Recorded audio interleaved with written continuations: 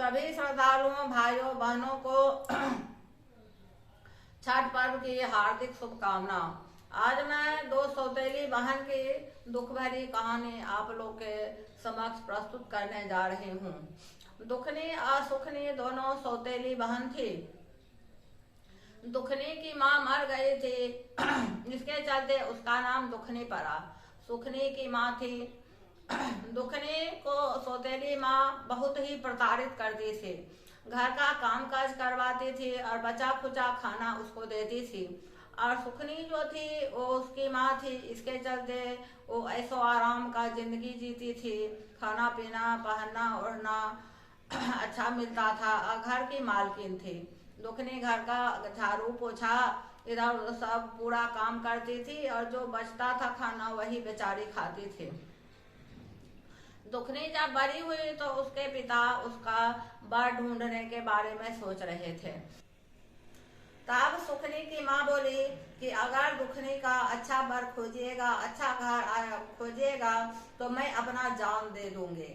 तो दुखनी का जो शादी हुआ अति गरीब परिवार में, उसके जो पति थे वो कुछ नहीं करते थे, निकम्मा थे। दुखनी अपना दूसरे के घर में झाड़ू पोछा करके अपना और अपने बच्चे का परवरिश करती थी। एक दिन सुखनी आई और बोली कि बहन, तुम जो दूसरे के घर में झाड़ू पोछा देती हो सो मेरे ही घर में झाड़ू पोछा देना और मेरे घर में जो खाना बचेगा वो हम तुम्हारे बच्चे को दे देंगे। उसी से दुखनी के बाल बच्चा का परवरिश होता था। एक दिन दीपावली का दिन था। दुखनी का बाल बच्चा बोला कि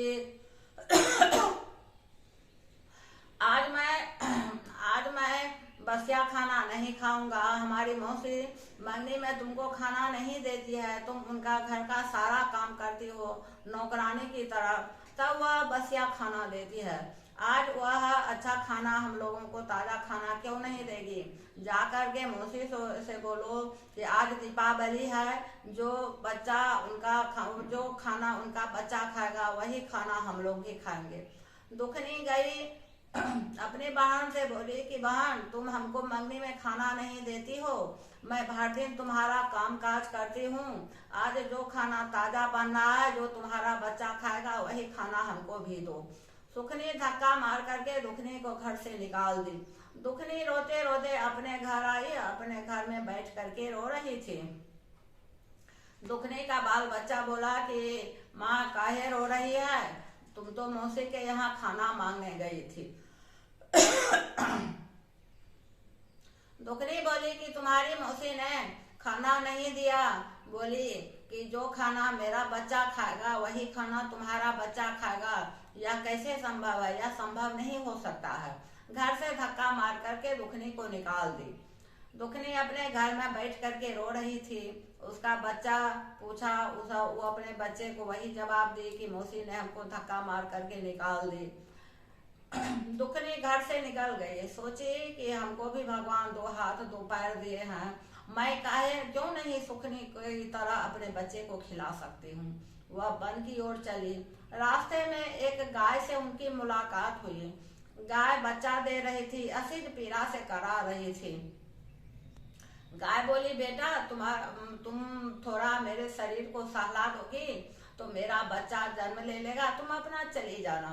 दुखनी वहां बैठ गई, गाय का सेवा करने लगी। गाय के बच्चा का जन्म हो गया। दुखनी आगे निकल गई। आगे निकली तो उसकी मुलाकात एक सांप से हुई। सांप बोली कि बेटा, मेरा केचुआ नहीं निकल रहा है, हमको सूझ नहीं रहा है, हम बहुत प्रयास कर रहे हैं लेकिन केचुआ नहीं निकल रहा है। बेटा थोड़ा मेरा सेवा कर दो कि केचुआ मेरा निकल जाएगा, हमको हमारे जान को राहत मिलेगा। दुखनी बैठ गई और सांप का सेवा कर दी। आगे बढ़ी तो एक बूढ़ी औरत बैठी हुई थी। वह बोली कि बेटा, हमको शरीर में बहुत दर्द कर रहा है, तुम थोड़ा मेरा सेवा कर दो। दुखनी उसका शरीर दबाने लगी। दबाते दबाते दुखनी थक गई। तो वह बूढ़ी बोली कि बेटा, वहां पर जो पोटली रखा हुआ है वो पोटली लाओ। पोटली ला करके देखी तो बूढ़ी माता बोली कि बेटा, ये पोटली तुम ले जाओ।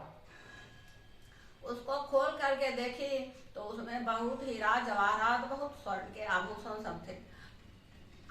दुखनी बोली कि माता, इसमें तो बहुत स्वर्ण के आभूषण है, इसमें बहुत स्वर्ण के आभूषण है। तो बूढ़ी माता बोली कि बेटा तुम ले जाओ, तुम अपना काम करना, और वहाँ जो एक ठो बर्तन रखा हुआ है वो लेते आओ। बर्तन ला दी तो उसमें बहुत अनाज का भंडार था। बोली बूढ़ी माता कि बेटा ले जाओ। वो स्वर्ण आभूषण सब लेकर के आ रही थी तो सांप बैठा हुआ था। सांप बोला कि बेटा तुमने हमारी बहुत सेवा किया है, हमको बहुत मदद किया है, तुम्हारे सेवा से हमारे प्राण बच गए हैं, आँख सूझने लगा है, यह मणि तुम ले जाओ। वह मणि दे दिया सर्प। उससे आगे आई तो गाय मिली। गाय बोली कि बेटा तुमने बहुत सेवा की है मेरा, चलो हम तुम्हारे ही घर रहेंगे। इतना आभूषण मणि सा मिल गया उसको, बहुत दुखनी को बहुत जमीन जायदाद हो गया और दुखनी ऐसो आराम से जीने लगी। घर द्वार जमीन मकान सब कुछ हो गया, अच्छा अच्छा खाना बना करके अपने बच्चे को खिलाने लगी। सुखनी गई दुखनी के घर, फिर सोची कि दुखनी काहे नहीं आ रही है, हम तो खाना उसको दे नहीं रहे हैं, कैसे उसका जीवन यापन हो रहा है। देखे कि दुखनी को आलीशान मकान था, उसके बच्चे अच्छे अच्छे कपड़े पहने हुए थे, सब कुछ उसके घर में सजा हुआ था। सुखनी आश्चर्य में रह गई। बोली कि बहन दुखनी, इतना सामान तुम कहाँ से लाई हो, तुम्हारा कैरेक्टर बहुत खराब है। दुखनी जो है सो सारा वृतांत सुनाई। सुखनी क्या की, फिर गरीब का भेष बना करके फटा चिटा कपड़ा पहन करके निकली। उसी तरह गाय वहीं पर थी। गाय देखी जब सुखनी को तो खूब जोर से उसको मारने के लिए दौड़ी। उसके आगे जब गई तो सांप था। सांप जब देखा सुखनी को तो सांप फुफकार मारने लगा सुखनी को देख करके। उसके आगे गई तो वही वन देवी जो थी, जिसको जो इसको स्वर्ण आभूषण सब दी थी, वह बोली कि तुम सुखनी हो। तो ये बोली कि नहीं, हमको बहुत दुख है, हमको कुछ नहीं है, माता दीजिए। बस वो वन माता इसको छू ली। जितना सुखने का सामान था घर द्वार सब बर्बाद हो गया। अगर मेरा स्टोरी आपको अच्छा लगा तो मेरे चैनल को सब्सक्राइब कीजिए, लाइक कीजिए, कमेंट कीजिए। धन्यवाद।